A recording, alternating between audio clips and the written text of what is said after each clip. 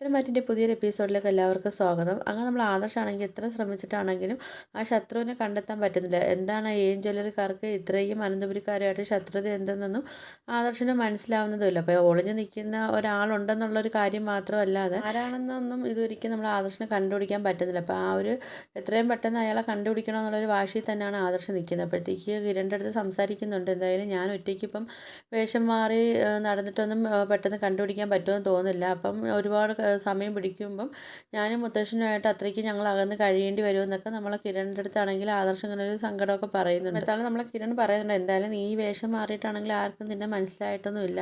അതുകൊണ്ട് എന്തായാലും ഈ വേഷന് നിന്നിട്ട് മാത്രം ഒരു ഒറ്റയ്ക്കാണെങ്കിൽ ഒരു കാര്യം നടക്കത്തില്ല. അപ്പം നമുക്കൊരു കാര്യം ചെയ്യാം.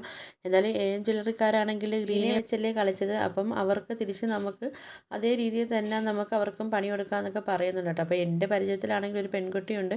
അപ്പം നമുക്കും അവളെ വെച്ചിട്ടാണെങ്കിലും നമുക്ക് അവർക്ക് തിരിച്ച് അവരുടെ വീക്ക്നെസ് എന്താണെന്നൊക്കെ നമുക്ക് തിരക്കിയിട്ട് നമുക്ക് അത് കണക്ക് തന്നെ തിരിച്ച് അവർക്കൊരു പണി കൊടുക്കാമെന്നൊക്കെ പറയുന്നുണ്ട് കേട്ടോ. ആ സമയത്താണെങ്കിൽ ആദർശ് പറയുന്നുണ്ട്, എടാ പെൺകുട്ടിയെ വെച്ചൊക്കെ നമ്മൾ കളിക്കുന്ന സമയത്താണെങ്കിൽ എന്തെങ്കിലും പ്രശ്നങ്ങൾ കാര്യങ്ങളൊക്കെ ആവുമെന്ന് ചോദിക്കുന്നുണ്ട് കേട്ടോ. അപ്പോഴത്തേക്ക് കിരൺ പറയുന്നുണ്ട്, അതിന് നമ്മൾ വേറെ ഉദ്ദേശവും കാര്യങ്ങളൊന്നും അല്ലല്ലോ, നമുക്കാണെങ്കിൽ സത്യം കണ്ടെത്തണമല്ലോ, അപ്പം ആ ഒരു ഉദ്ദേശം മാത്രമല്ലേ ഉള്ളൂ നമുക്കെന്നൊക്കെ കിരൺ പറയുന്നുണ്ട് കേട്ടോ. അപ്പോഴത്തേക്കാണ് ആദർശ് പറയുന്നുണ്ട്, എന്തായാലും കുഴപ്പമില്ല, എനിക്കാണെങ്കിൽ എൻ്റെ നിരപരാധിത്വം ആണെങ്കിലും മുത്തശ്ശനെ തെളിയിക്കണം, അത് കണക്കിന് എനിക്ക് തിരിച്ചെനിക്ക് വീട്ടിലേക്ക് പോവുകയും വേണമെന്നൊക്കെ പറയുന്നുണ്ട്. ആദർശ് പറയുന്നുണ്ട്, എന്തായാലും നിൻ്റെ പരിചയത്തിലുള്ളൊരു പെൺകുട്ടി ഉണ്ടെന്നല്ലേ പറയുന്നത്, അപ്പോൾ പിന്നെ എന്തായാലും ആ പെൺകുട്ടിയുടെ കാര്യത്തിൽ നീ എന്തായാലും എല്ലാം ശരിയാക്കുക, നമുക്കപ്പം ആ ഒരു രീതിയിൽ തന്നെ നമുക്ക് കാര്യങ്ങൾ മുമ്പോട്ട് പോകാമെന്നൊക്കെ പറയുന്നുണ്ട് കേട്ടോ. പിന്നാണെങ്കിൽ നമ്മളെ കൂടെ നന്ദു ഉണ്ടല്ലോ, അപ്പം നന്ദു ആണെങ്കിലും എല്ലാ കാര്യങ്ങളും റെഡിയാക്കി തരാമെന്നാണല്ലോ പറഞ്ഞത്. അപ്പോൾ ഡേവിഡിൻ്റെ ഫോണുകളെല്ലാം നമ്മൾ നന്ദു ആണെങ്കിലും എല്ലാം നോക്കിക്കോളും, അയാൾ ആർക്കെല്ലാം വിളിക്കുന്നതൊക്കെയുള്ളതെല്ലാം നമ്മൾ നന്ദു തന്നെ നമുക്കെല്ലാം കണ്ടുപിടിച്ച് തരുമെന്നൊക്കെ പറയുന്നുണ്ട്. പിന്നെ അതുപോലെ നമ്മളാണെങ്കിൽ ട്രാക്ക് ചെയ്യാനും വേണ്ടിയും കൊടുത്തിട്ടുണ്ടല്ലോ,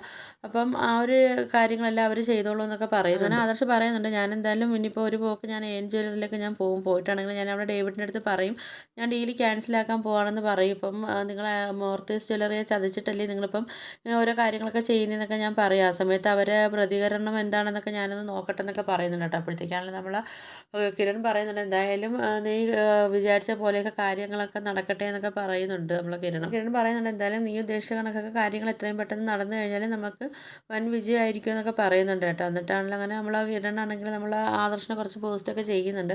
അതിനുശേഷം നമ്മൾ കിരണാണെങ്കിൽ അവിടെ നിന്ന് പോവുകയും ചെയ്യുന്നുണ്ട്. അതുപോലെ തന്നെ നമ്മൾ ആദർശാണെങ്കിൽ നേരെ അനന്തപുരിയിലോട്ട് പോകുന്നുണ്ട് കേട്ടോ. അപ്പോഴത്തേക്ക് പോയി ഡേവിഡിനെ കാണുമ്പോഴത്തേക്കാണെങ്കിൽ ഡേവിഡ് പറയുന്നുണ്ട്, ഇരിക്കും സാറെന്നൊക്കെ പറയുന്നുണ്ട് കേട്ടോ. അപ്പോഴത്തേക്ക് എന്താ ഇപ്പോൾ വന്നത്, കുറച്ചുകൂടെ കഴിഞ്ഞല്ലേ വരത്തുള്ളൂ എന്നൊക്കെ പറഞ്ഞെന്ന് ചോദിക്കുന്ന സമയത്താണെങ്കിൽ ആദർശ് പറയുന്നുണ്ട്, എനിക്ക് വരാതിരിക്കാൻ വേണ്ടി പറ്റത്തില്ലല്ലോ, ഞാനാണെങ്കിൽ നിങ്ങളടുത്ത് നിന്ന് പോയപ്പോഴത്തേക്ക് ഡീലൊക്കെ ഉറപ്പിച്ചിട്ടല്ലേ പോയത്, പക്ഷേ ഞാനാണെങ്കിൽ നിങ്ങളെക്കുറിച്ചൊക്കെ ഒന്ന് അന്വേഷിച്ച സമയത്താണെങ്കിൽ എനിക്ക് അത്രയ്ക്ക് നല്ലൊരു റിസൾട്ടും കാര്യങ്ങളും നിങ്ങളിൽ നിന്ന് എനിക്ക് കിട്ടിയിട്ടില്ല.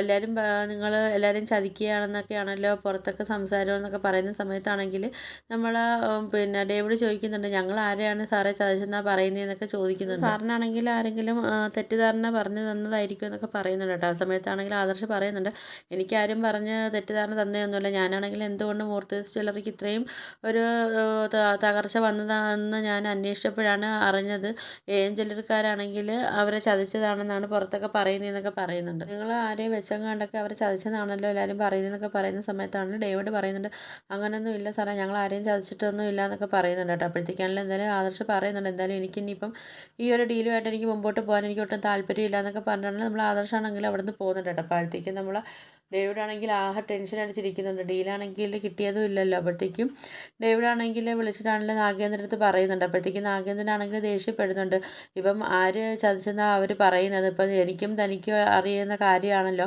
അല്ലാതെ അത് വേറെ ആർക്കും അറിയത്തില്ലല്ലോ എന്നൊക്കെ ഇങ്ങനെ പിന്നെ നമ്മൾ നാഗേന്ദ്രൻ പറയുന്നു. നാഗേന്ദ്രനാണെങ്കിൽ ഡേവിഡിൻ്റെ അടുത്ത് ചോദിക്കുന്നുണ്ട്, ഇനിയിപ്പോൾ നീ ഇതിനകത്ത് എന്തെങ്കിലും കളി കളിച്ചോ എന്നൊക്കെ ചോദിക്കുന്ന സമയത്താണെങ്കിൽ ഡേവിഡ് പറയുന്നുണ്ട്, ഇല്ല സാറേ ഞാനൊന്നും ചെയ്തിട്ടില്ല.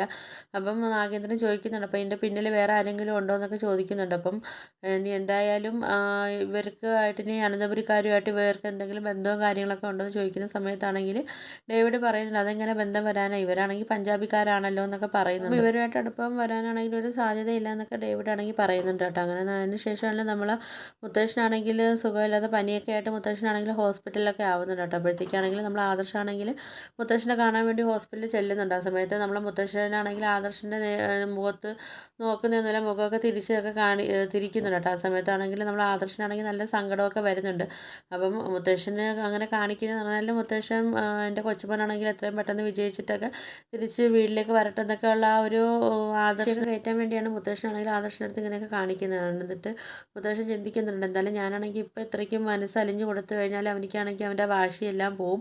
അതുകൊണ്ട് അവൻ എത്രയും കുറച്ചും കൂടെ വാശി കയറിയിട്ടാണെങ്കിൽ അവൻ എന്തായാലും എത്രയും പെട്ടെന്ന് ശത്രുവിനെ കണ്ടുപിടിക്കട്ടെ എന്നൊക്കെ മുത്തശ്ശനാണെങ്കിലും ചിന്തിക്കുന്നുണ്ട്. അങ്ങനെ നമ്മൾ ആദർശമാണെങ്കിൽ അവിടുന്ന് പോകുമ്പോഴത്തേക്ക് കുറച്ചും കൂടെ വാശിയൊക്കെ കയറിയിട്ടാണെങ്കിലും എത്രയും പെട്ടെന്ന് ആ പെൺകുട്ടിയെ ഇറക്കിയിട്ട് ഇതിൻ്റെ സത്യാവസ്ഥകളൊക്കെ തെളിയിക്കാനുള്ള ആ ഒരു തീരുമാനമൊക്കെ എടുത്തിട്ടാണ് ആദർശം അവിടെ ആണെങ്കിലും ഹോസ്പിറ്റലിൽ നിന്നൊക്കെ പോവുകയൊക്കെ ചെയ്യുന്നത്. അപ്പോൾ നിങ്ങൾക്ക് എൻ്റെ വീഡിയോസൊക്കെ ഇഷ്ടപ്പെടുകയാണെങ്കിൽ ഒന്ന് ലൈക്ക് ചെയ്ത് ഷെയർ ചെയ്ത് സബ്സ്ക്രൈബ് ചെയ്ത് ബെല്ലൈക്കൺ എനേബിൾ ചെയ്തൊന്ന് ഹൈപ്പ് ചെയ്തൊന്ന് സപ്പോർട്ട് ചെയ്യണേ.